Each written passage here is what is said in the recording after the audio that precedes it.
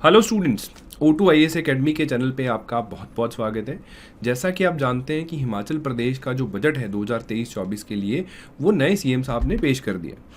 अब हमें exam specific इस बजट से किस तरीके के सवाल पूछे जा सकते हैं, उस बिहाफ पे हम इस सेशन में एक एनालिसिस करेंगे। बजट जो है उसको दो पार्ट्स में पढ़ा जाता है। पहला पार्ट हमेशा रहता है आंकड़ों का, कि कितने हज़ार करोड़ का जो बजट है वो पेश किया गया, उसमें किस तरीके की कैपिटल रिसीट्स थी, रेवेन्यू रिसीट्स थी, एटसेट्रा। कुछ ना आंकड़े होते हैं जो डायरेक्टली आपके पेपर में पूछे जाते हैं, भले ही वो HAS का एग्ज़ाम हो, NT का एग्ज़ाम हो।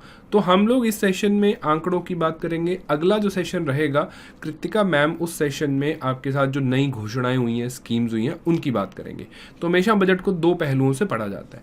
आज हम आंकड़े और बजट बेसिक से इसकी शुरुआत करेंगे। तो जो बजट है, हिमाचल प्रदेश का बजट पढ़ने से पहले जो शब्द बजट है, ये फ्रेंच शब्द बुगेट से बनता है, जिसका मतलब एक लेदर बैग होता है। और दुनिया का जो सबसे पहला बजट था वो 1720 की क्राइसिस के बाद सर रॉबर्ट वेलपॉल ने इंग्लैंड में पेश किया था। तो he is the first person जिसने पहली बार दुनिया में इस प्रक्रिया की शुरुआत करी, इस प्रैक्टिस की शुरुआत करी, और लेदर बैग में ये लेके आए थे। तो वहाँ से बुगेट से शब्द धीरे धीरे बजट बन गया।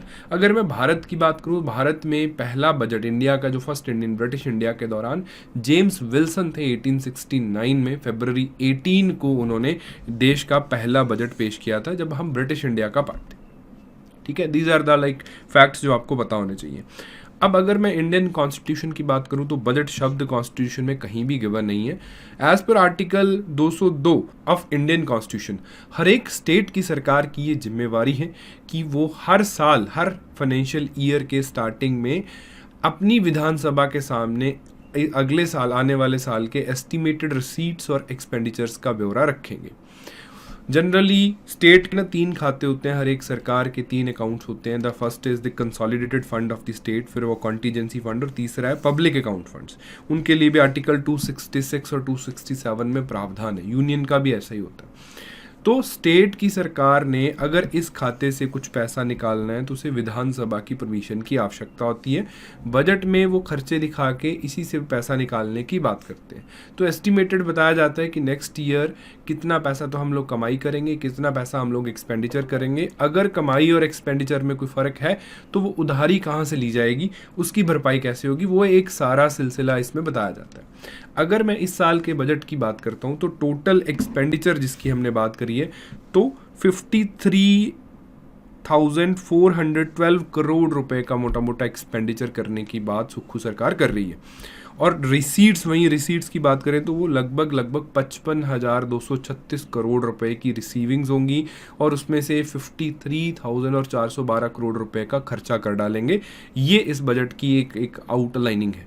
अब हमें ये देखना है कि इतना पैसा आ कहाँ से रहा है और ये पैसा जा कहाँ रहा है, और स्पेसिफिकली कि पेपर में क्या पूछा जा सकता है। हम कोई उस तरीके के एनालिस्ट तो नहीं है, आपने कौन सा मार्केट में इन्वेस्टमेंट करना है, हमें पेपर देने हैं फिलहाल। तो बजट को अगर मैं आंकड़ों में तोड़ता हूँ तो बजट में देखिए, एक तो रिसीट्स है, एक एक्सपेंडिचर्स है, यानी कि रेवेन्यू है। एक तरफ तो रेवेन्यू है, एक तरफ है खर्चा, कि एक तरफ पैसा आ रहा है, एक तरफ जा रहा है। दो खाते होते हैं, one is the revenue account, another is the capital account.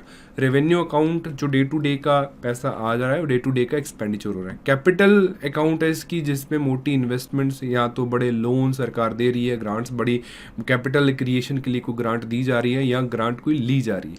तो दोनों, हर एक अकाउंट में इनफ्लो भी है, आउटफ्लो भी है। तो उसका आउटलाइनिंग हम लोग देख लेते हैं। जो स्टेट की साल की रेवेन्यू रिसीट्स हैं, they are somewhere around 41,000 crore. पूरा एज इट इज़ नहीं भी याद करेंगे, मोटा मोटा याद रह जाएगा बहुत। उसके बाद है जो कैपिटल रिसीट्स रहती हैं, वो लगभग 13,800 करोड़ के आसपास है। इन दोनों को मैं जोड़ता हूँ तो ये आंकड़ा बनता है 55,236 करोड़।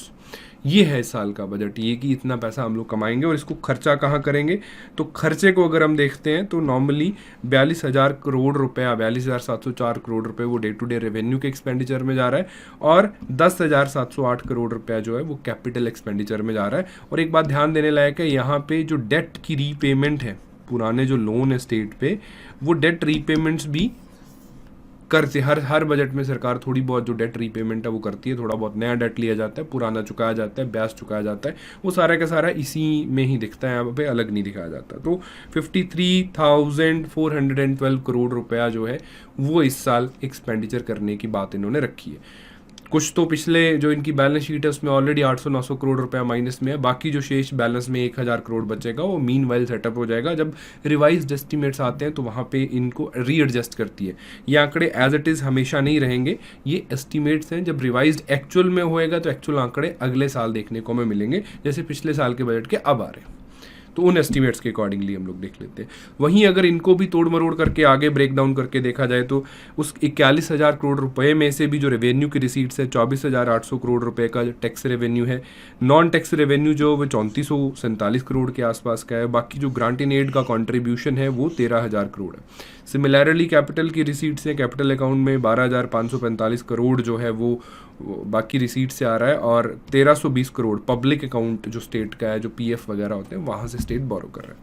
तो टोटल मिला के 55,236 करोड़ का रिसीट्स बनता है, जिसको ये टोटल 53,412 करोड़ रुपए में एक्सपेंडिचर दिखा रहे हैं, जिनमें अपने अपने एक्सपेंडिचर हैं। कुछ सोशल सर्विसेज पे हैं, कुछ इकोनॉमिक सर्विसेज पे हैं, जनरल सर्विसेज पे हैं। इनका ब्रेकडाउन हम दोबारा देखते हैं।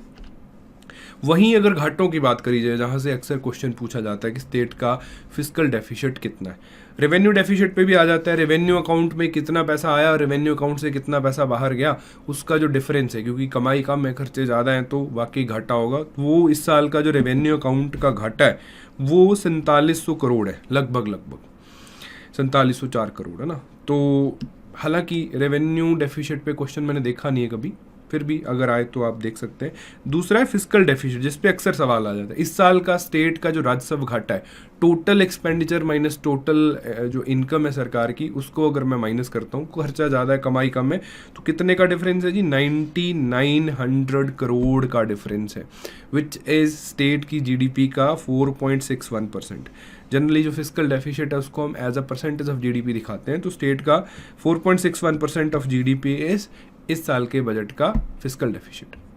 ठीक है, तो ये 9900 करोड़ रुपए इन्होंने लोन पे लिया। कोई डेट्स होंगे, पब्लिक डेट होगा, चाहे एक्सटर्नल इंटरनल डेट होगा, उससे इसकी भरपाई करेंगे और खर्चा करेंगे, और अगले साल इसका ब्याज दरें भी पे करेंगे, और बाकी सारा कुछ रूटीन चलता रहता है। जो पिछले सालों में लोन लिया गया उसका आज रीपेमेंट भी जा रहा है, उसकी इंटरेस्ट पेमेंट्स भी जा रही हैं, वो भी बजट से ही कटती है।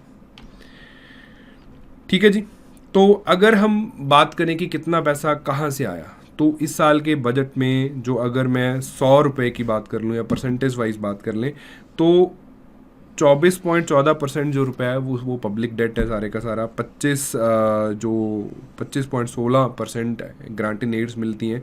सेंटर के जो टैक्सेस हैं वो 16.35% दे रहे हैं। स्टेट के जो अपने टैक्स हैं वो 25.11% दे रहे हैं।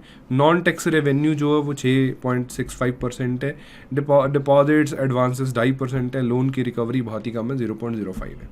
अब एक काम करना है, ऐसे नहीं याद होंगे ये, इसको ना बढ़ते घटते क्रम में देख लेना कि स्टेट में जो भी बजट है उसका सबसे ज़्यादा कंट्रीब्यूशन किसका है, सबसे ज़्यादा ग्रांट इन एड्स का है जो ग्रांट मिलती है, और दूसरा क्या है वो पब्लिक डेट है, तीसरा सेंट्रल टैक्स, तीसरा जो है स्टेट के खुद के टैक्स है, और चौथा जो है वो सेंट्रल टैक्स है। 4 याद कर लेना, बहुत हो जाएगा। अब खर्चों की जहाँ तक बात करी जाए तो स्टेट ने अपने बजट का लगभग 2.33% जो है वो कहाँ पे लगाया, सब्सिडीज़ पे लगाया। इस तरीके के आंकड़े जो है वो इम्पॉर्टेंट हो जाते हैं। लोन रीपेमेंट्स की बात करी जाए तो वो 10%, 10.27% जो है वो लोन रीपेमेंट्स करी गई हैं। ठीक है, तो इस तरीके से इसको एक बार बढ़ते घटते क्रम में बना लीजिएगा तो आसान हो जाएगा। इसकी PDF भी O2 की ऐप पे मिल जाएगी, तो आप वहाँ से देख लीजिएगा। अब दूसरी बात, खर्चा कहाँ पे, किस सेक्टर पे कितने पैसे हम लोग खर्च कर रहे हैं, तो वहीं देखा जाए शिक्षा पे हम लोग 17% का एक्सपेंडिचर है, हेल्थ पे जो है वो 6% का एक्सपेंडिचर है, रूरल डेवलपमेंट पे जो है वो 4% का एक्सपेंडिचर है, एग्रीकल्चर पे वो 3% का है, पब्लिक वर्क्स पे वो 8% का है, so on and so fourth. इस PDF में आप देखेंगे तो बढ़ते घटते क्रम में इसको भी अरेंज करके रखना है, ये चीज़ें काम आती है कि एजुकेशन पे कितना लगा। रिसीट्स की अगर बात करी जाए तो ये आंकड़ा इंपॉर्टेंट हो जाता है। ये हालांकि मैंने पहले बताया कि 24.15% जो है वो पब्लिक डेट है, उससे हम लोग यूज़ कर रहे हैं। तो अब हम बात करते हैं लायबिलिटीज़। स्टेट की जो कमिटेड लायबिलिटीज़ हैं उसके खर्चे में वो कितने परसेंटेज है। ये HPAS के प्रीलिम्स में 1-2 बार इस तरीके के आंकड़े पूछे भी जा चुके हैं, हालांकि वो थोड़े से आउटडेटेड क्वेश्चन थे, पिछले बजट्स के पूछ लिए थे। हम लेटेस्ट वाले की देखेंगे, 2023-24 का जो डार्क ब्लू में दिख रहा है, तो सैलरी वेजेस जो है, सैलरी वेजेस को इंक्लूड करके जो है वो इस साल के एक्सपेंडिचर का 30.23% जो है वो सैलरी एंड वेजेस में जा रहा है। 16%, 16.28% जो है वो पेंशन में जाएगा। ब्याज की दरें जो है वो 10.41% है, और जो लोन की रीपेमेंट है वो 10.27% है। तो पेंशन्स पे पिछला जो क्वेश्चन आया वो पेंशन एंड सैलरी एक्सपेंडिचर्स पे आ चुके हैं। हो सकता है क्वेश्चन रिपीट हो जाए या मैचिंग में डाल दें। आदत है एचपीएस में प्रीलिम्स में एक दो इस तरीके के डिफ़िकल्ट क्वेश्चन जानने की, तो ये काम करेंगे प्री से पहले 1-2 दिन इसको देख लेना। इस तरीके के आंकड़े जो है वो महत्वपूर्ण रहते हैं। इसके अलावा वन लास्ट थिंग जो आप लोगों ने देखनी है, वो आपके लिए एक जानबूझ के मैं एक असाइनमेंट देके जा रहा हूँ, वो स्टेट का डेट टू जीडीपी रेशियो जो है वो देखना है। Total debt to GDP ratio कितना है एज ऑफ नाउ इस बजट के हिसाब से। वो टोटल जो एक्यूमुलेटेड डेट है, total accumulated over the period of time जो एक्यूमुलेटेड डेट है वो कितना है, कमेंट करके बताइएगा। I will be replying to the all the comments. ठीक है, 2 चीज़ें आपने खुद देखनी है, बाकी सारे आंकड़े इसमें पेश किए गए हैं, तो आप इसका पीडीएफ लीजिए, आराम से पढ़िए। O2 IAS अकेडमी की मोबाइल एप्लीकेशन में ही पीडीएफ अवेलेबल रहेगा। किसी भी कोर्स में जाइएगा, हिमाचल जीके चाहे हिमाचल की जो टेस्ट सीरीज़ है वहाँ पे फ्री रिसोर्स का फोल्डर है, वहाँ पे मिल जाएगा आपको। ठीक है जी, all the very best, thank you so much.